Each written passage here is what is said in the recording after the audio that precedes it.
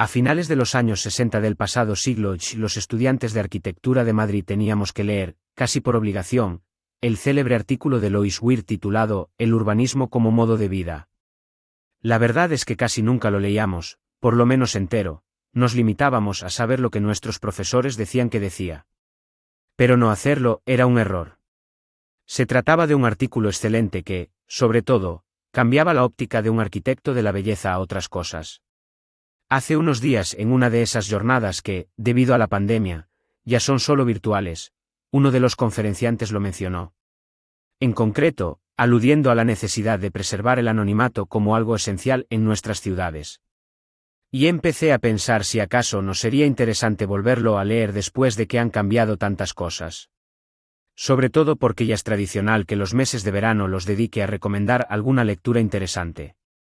De forma que me decidí a releerlo, y también a escribir este artículo. El trabajo original fue publicado en el año 1938 en el número 44 del American Journal of Sociology con el título, Urbanism as a Way of Life. De todas formas, para poder captar toda su profundidad es necesario entender que en determinado momento histórico, y todavía hoy en algunos lugares, existía la posibilidad de contraponer lo rural y lo urbano. Aunque a algunos de mis alumnos más jóvenes pueda parecerles raro, no hace tantos años existía una forma de vivir diferente a la que ellos viven, sin internet, sin móviles, sin relojes. Con características, objetivos, estrategias y maneras, que no tienen nada que ver con las que están acostumbrados.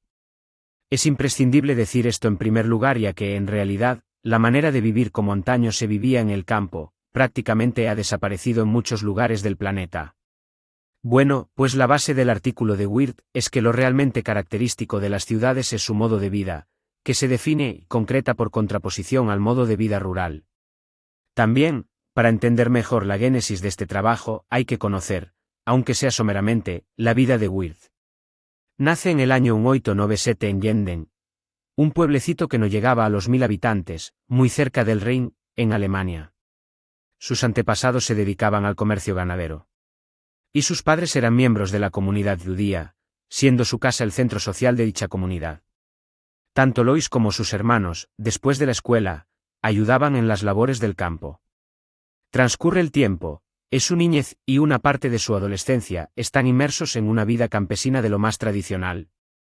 Es precisamente esta etapa vital la que le marcará de forma muy importante y la que le permitirá posteriormente enfrentarse al hecho urbano con suficiente perspectiva como para poder apreciar sus cualidades y diferencias con una cultura que podríamos denominar folk. Su madre, preocupada por su educación, decide enviar al joven Lois de 14 años, junto con su tío Isaac, a Omaha en Nebraska. Como era muy buen estudiante, pronto gana una beca para proseguir sus estudios en la Universidad de Chicago. Recibe clases de Small, el fundador del departamento de sociología de esa universidad, y también de Mead. Luego, los creadores de la llamada Escuela de Chicago, Park, Burgess y Thomas, le transmitieron sus enfoques y análisis, y, por supuesto, su pasión por el estudio de la ciudad.